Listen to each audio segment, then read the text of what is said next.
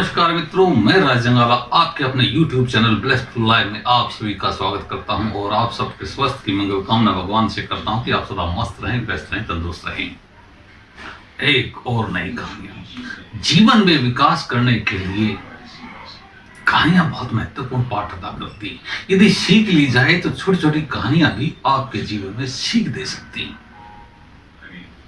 तो आज की कहानी बुद्धि की है कि आदमी के पास यदि बुद्धि हो तो वो घोर संकट में भी, घोर अंधेरे में भी अपना कहीं ना कहीं से रास्ता निकाल लेता। एक राजा था जिसको, क्योंकि जितने भी अमीर आदमी होते हैं ना, क्या है कि ये जितने ज्यादा अमीर होते हैं वो बोरियत से मरते हैं। वो किसी से कह भी नहीं पाते हैं कि इस धन में इतना मजा भी नहीं है, लेकिन वो लोगों को दिखावा करना पड़ता, लोगों के सामने उनको दिखावा करना पड़ता है कि वो धन से बहुत खुश हैं, लेकिन कई बार हालत उनकी भी बहुत बुरी हो जाती है। तो इसी प्रकार एक राजा अपनी सभा में बैठा था, उसको भी कुछ सूझा।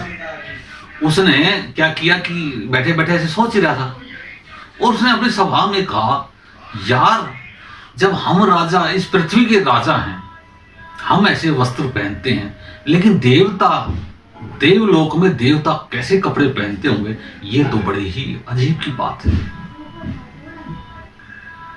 तो सभा में कुछ ऐसे बंदे भी होते हैं जो चापलूस टाइप के होते हैं। वो राजा का मनोभाव परख के तुरंत उसी के अनुसार बात करने लग जाते हैं। ऐसे कंपनियों में भी होते हैं, वो देखते हैं कि हमारा बॉस क्या कहना चाहता, बस उसी के अनुसार वो बात सत्य है चाहे नहीं, हाँ जी बहुत बढ़िया बहुत बढ़िया। ऐसे ही कुछ उसकी सभा में भी थे, तो वैसे ही वो सोच जाता कि देव वस्त्र कैसे होंगे, हम जब ऐसे अच्छे कपड़े पहनते हैं तो देवता कैसे कपड़े पहनते होंगे, इसके बारे में सोचने बात करने लगा। तो उसके सभा ने भी कहा, हाँ महाराज देवताओं के तो कपड़े आपको भी पहनने चाहिए, क्योंकि आप किसी देवता से कम थोड़ी हैं, आपने बहुत अच्छे अच्छे देवताओं से अच्छे अच्छे काम किए हैं, तो आपको देव वस्त्र पहनने भी चाहिए। तो उसने कहा, ऐलान करा कि भाई जो भी मेरे लिए देव वस्त्र लेके आएगा उसको मैं, तो उसने लोगों के सामने ये घोषणा करी कि जो भी मेरे लिए देव वस्त्र लेके आएगा उसको मैं 50,000 स्वर्ण असरफिया दूंगा, क्योंकि उस टाइम पे स्वर्ण असरफिया चलती थी। अब ये मुनादी चारों साइड हो गई है कि भाई राजा हमारे देव वस्त्र पहनने के इच्छुक है, जो भी देव वस्त्र लेगा राजा के लिए उसको राजा बहुत बड़ा इनाम देंगे। लेकिन देवलोक में तो वही जा सकता है जो मर गया हो, और जो मर गया है वो वापस कैसे आएगा। तो काफी दिनों तक किसी बंदे ने भी ये नहीं कहा कि मैं देव वस्त्र ला दूंगा। लेकिन उसी राजा की जेल में बंद एक कैदी ने ये बात सुनी, तो उसने दरबान से कहा कि मैंने सुना है महाराजा देव वस्त्र पहनने के इच्छुक हैं। उसने कहा, हाँ राजा हमारे देव वस्त्र पहनने के इच्छुक हैं, लेकिन कोई यहाँ नहीं रहा। तो उसने कहा कि भाई दरबान, इस संसार में मेरे अलावा कोई भी देव वस्त्र नहीं ला सकता, इस संसार में मेरे अलावा कोई भी देव वस्त्र नहीं ला सकता, चाहो तो किसी की परीक्षा करके देख लो। अब उसने सोचा भाई ये ऐसे भोग रहा है, इसको फांसी की सजा वैसे हो रही है, देव वस्त्र कहां से ले आएगा।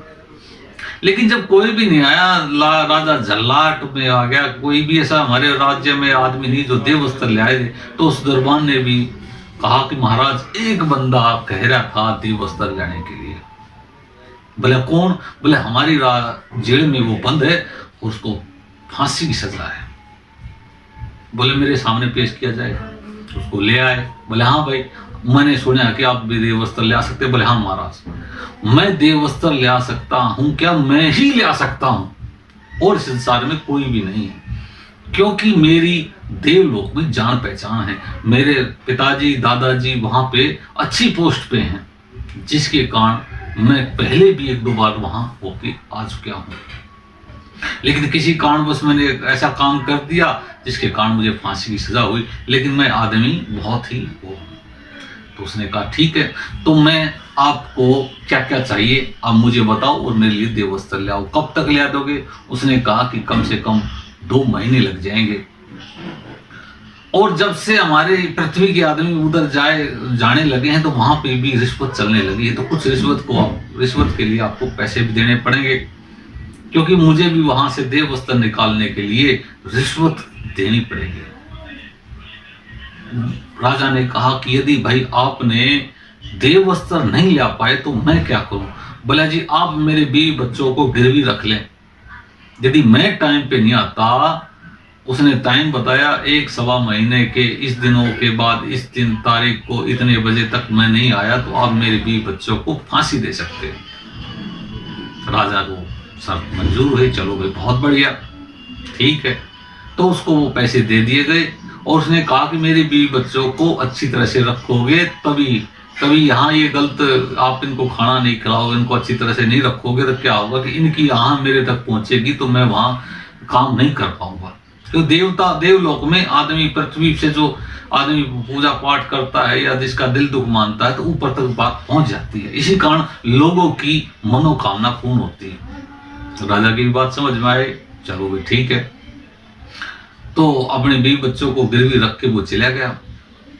अब 1.25 महीने के बाद जिस दिन वो कह के गया था मैं आऊंगा, उस दिन राजा इंतजार कर रहा और आसपास के लोग भी देखने के लिए आ गए कि देव वस्त्र कैसे होंगे।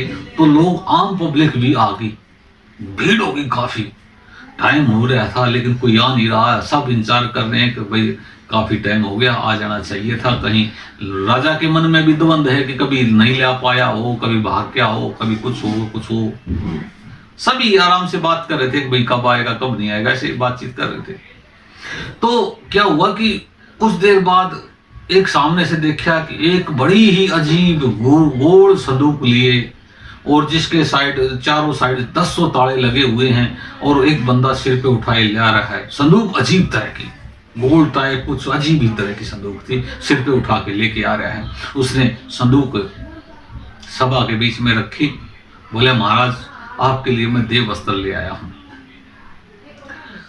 राजा भी कुछ, क्या आपने वाकई देव वस्त्र ले आया? बोले हाँ मैं ले आया हूं।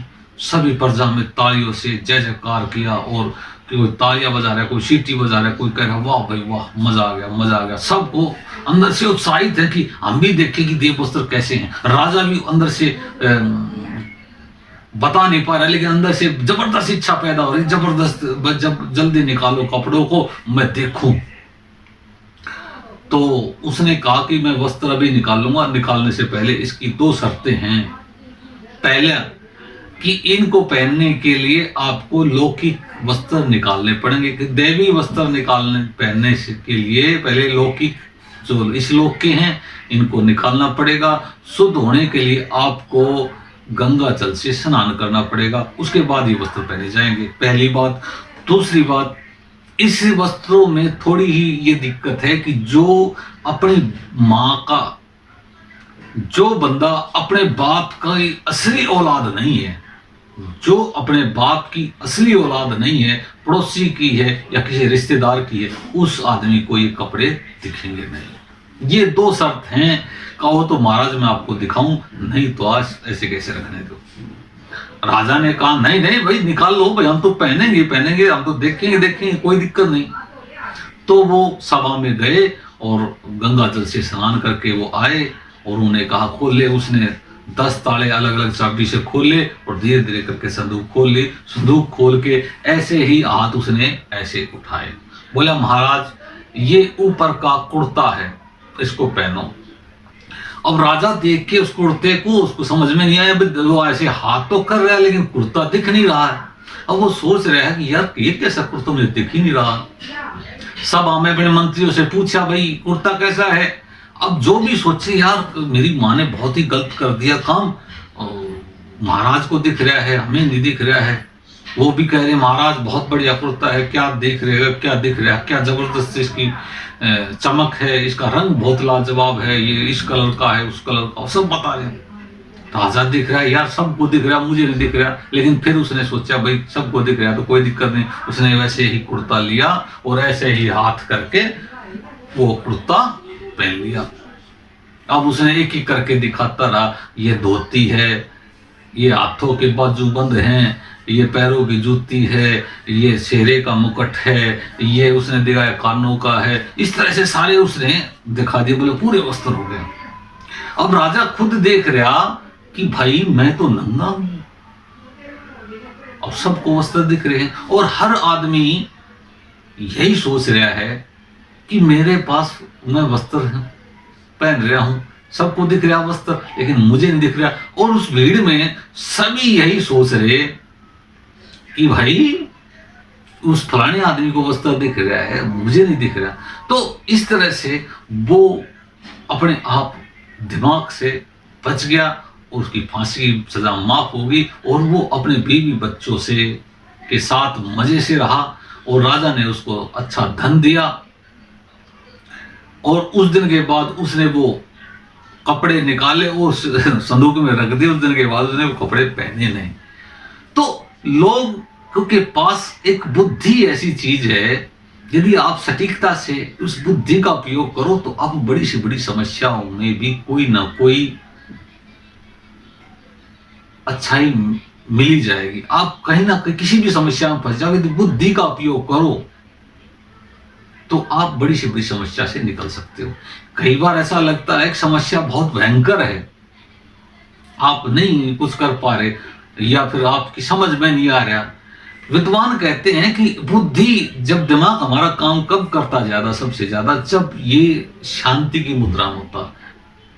यदि आप पे ऊपर दिमाग का काम का, यदि आपकी बुद्धि के ऊपर काम का प्रेशर है तो काम की स्पीड स्लो हो जाएगी, दिमाग की स्पीड स्लो हो जाएगी, धीरे धीरे काम करेगा। लेकिन जैसे ही वो रिलैक्स होता है वैसे ही वो काम करने की स्पीड बढ़ जाती है। कई विद्वानों ने कहा है कि हमें अनेकों बार हम असफल हुए, लेकिन जब हम कभी शांत में या तो नहा रहे थे या ऐसे ही गुणगुना रहे थे या ऐसे ही बैठे थे, तभी हमें अपनी समस्या का हल मिल गया। क्यों? क्योंकि आपने दिमाग के ऊपर जोर नहीं दिया। तो कभी आप इसी समस्या में फंस जाओ जहां आपको कोई हल नहीं मिल रहा, कोई समस्या आपके तो गहरी आ गई, आप पता नहीं कर पा इसका हल क्या है। देखो, इस संसार में यदि समस्या है तो उसका कोई ना कोई हल है। आपके दिमाग में नहीं आ रहा या आपके पास वो सॉल्यूशन नहीं आ रहा, वो अलग बात है, लेकिन सॉल्यूशन कोई ना कोई होगा। यदि आप दिमाग को ठंडा रखेंगे, बिल्कुल ठंडा, समस्या चाहे कितनी बड़ी है, आप दिमाग को ठंडा रखें। जितना आपका ठंडा दिमाग रहेगा उतना ही आपका दिमाग स्पीड से काम करेगा।